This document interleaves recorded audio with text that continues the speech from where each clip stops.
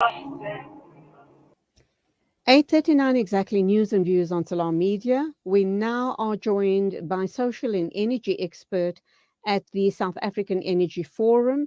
That is you, Zakele Madela. A very good morning. Welcome to the program. Lovely to have you on the show. Good morning, ma'am, to you, and good morning to the listeners. Zakela, we've just heard, I don't know if we should have been expecting it.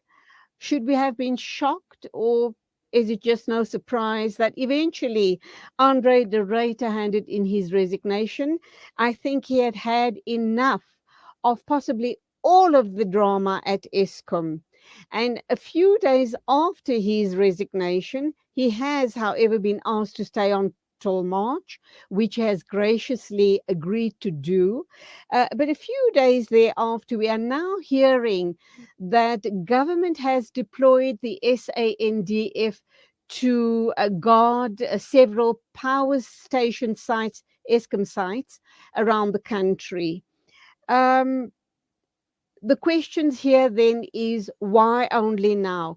Should an action like that not have been implemented a long time ago when we were hearing rumors about sabotage and wholesale looting and stealing at the different power stations?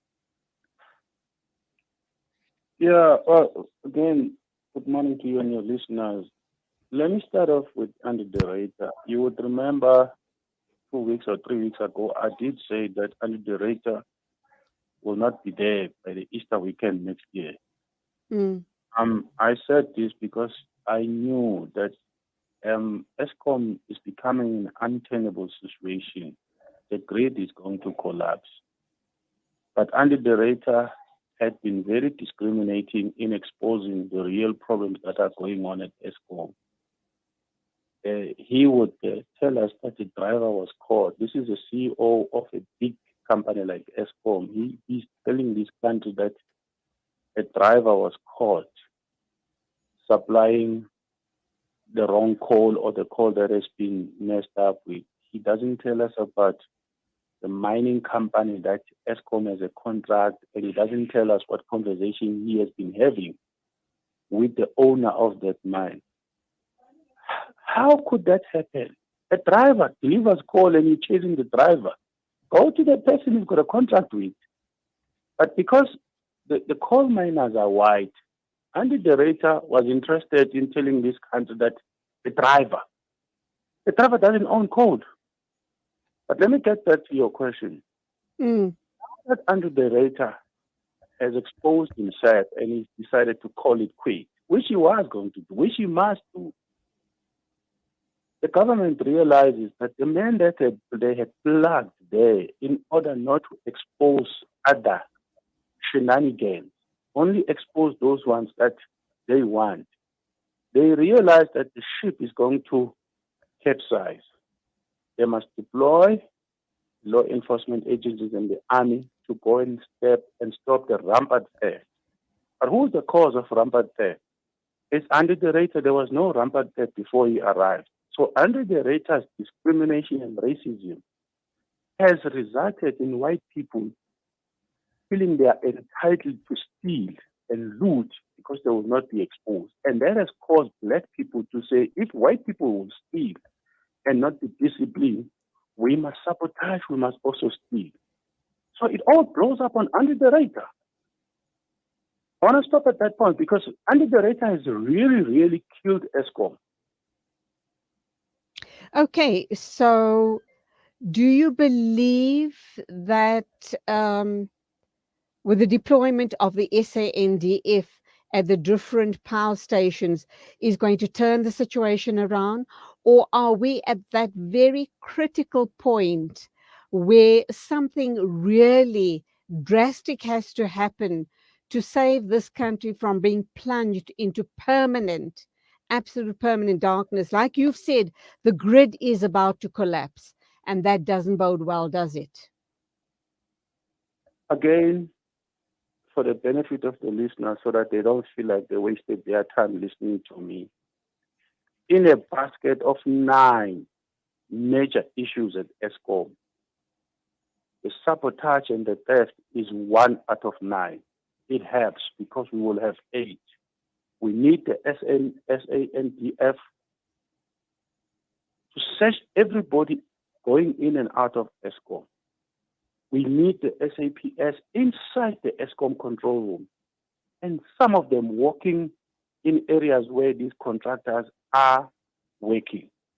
But more than anything, we need to have a permanent SAPS deployed in each and every power station, that if there's an employee of Eskom who has been caught manipulating contracts, who is being caught conniving with the contractors, because that's where the problem is. That employee gets arrested right there and be thrown in prison so that Eskom people can do work once and for all. So I'm in agreement with the deployment of the law enforcement agencies. This is what we need. But it's solving problem number 9. Out of 9 problems, we still got 8 other problems. What are those? What are those, Akele?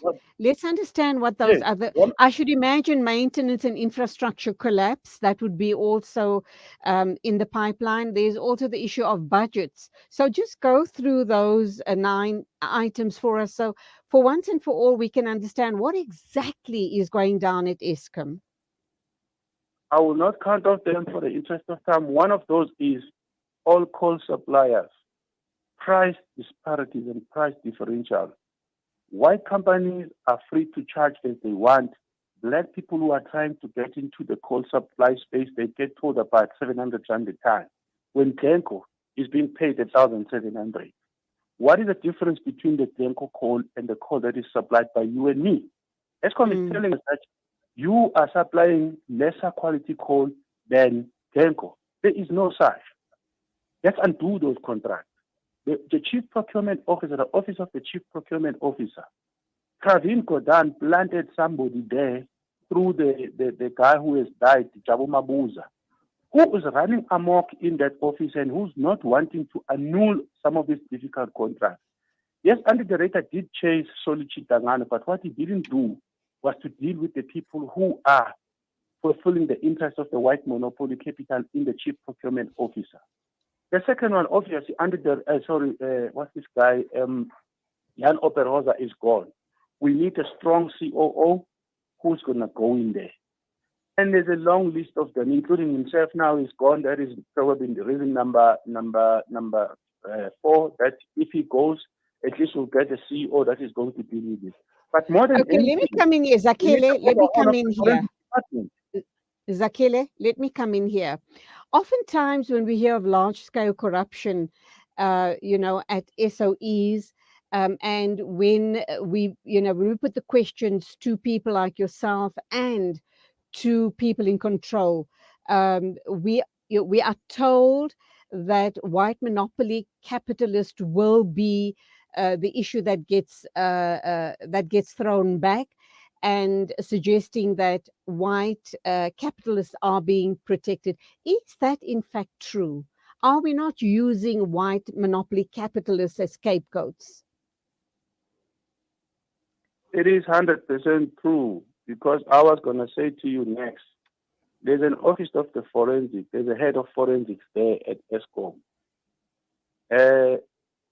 I think under the director, before he goes, he must let the head of forensic tell his country what cases are on his or her desk there.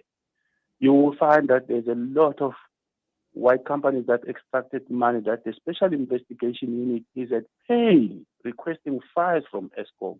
But the head of forensic will not hand over those files because under the director has been blocking them. 79 contractors, all 79 of them. So they are being protected by the office of the forensic. The second one is Eskom planning.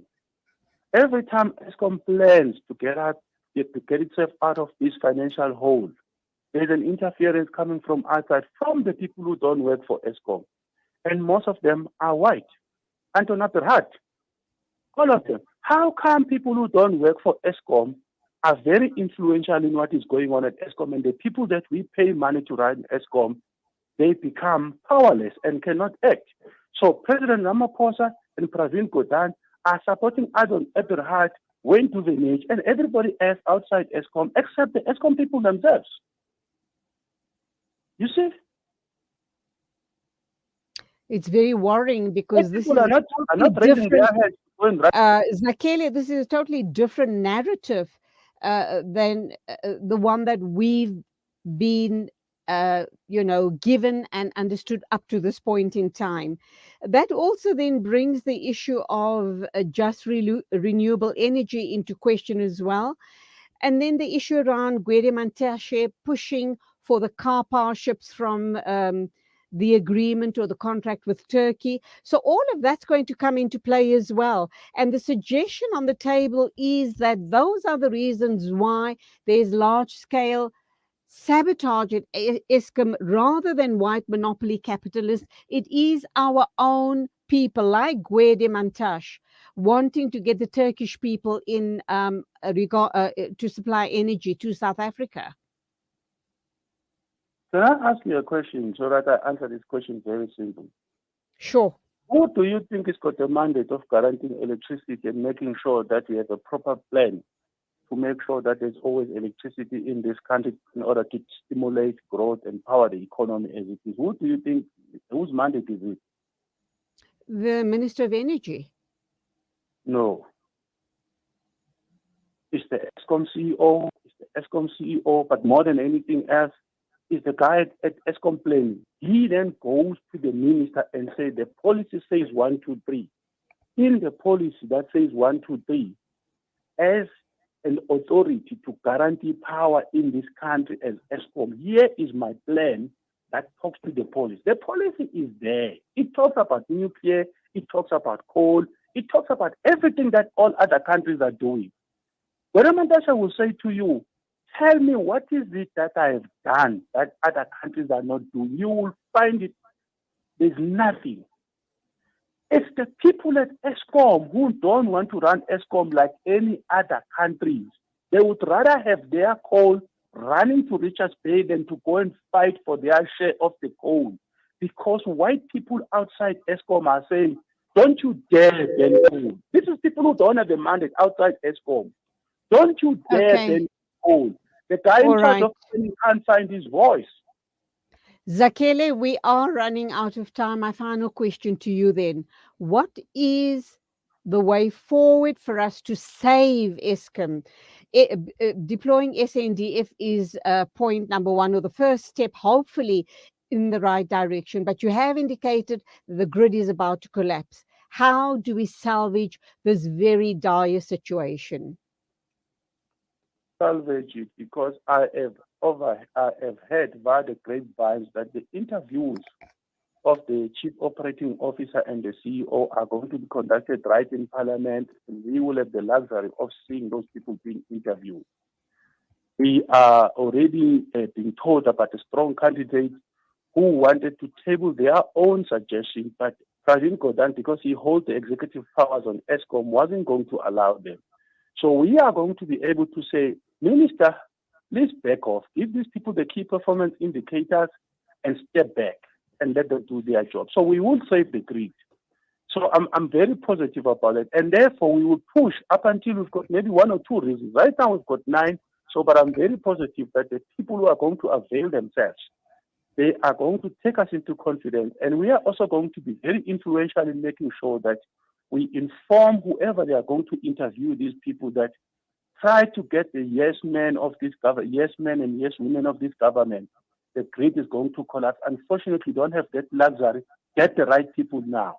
And I'm hearing that the government is waking up from its sleep. It's trying to get the right people. We will save the grid. Thank you. Okay, Zakele, nice talking to you once again. We will be watching this space very, very closely. It impacts on all of us, you and I, and the rest of the country. Thank you indeed for your input. Till the next time, as always, go well. Stay safe. And a very pleasant festive season to you and your loved ones. Thank you. Bye-bye. 8:54 News and Views on Salam Media. Standing by to talk with us is Asima Musa. She is with the Muslim Youth Organization in Fordsburg regarding the land procured at West Park Cemetery, inshallah. This is News and Views on Salam Media.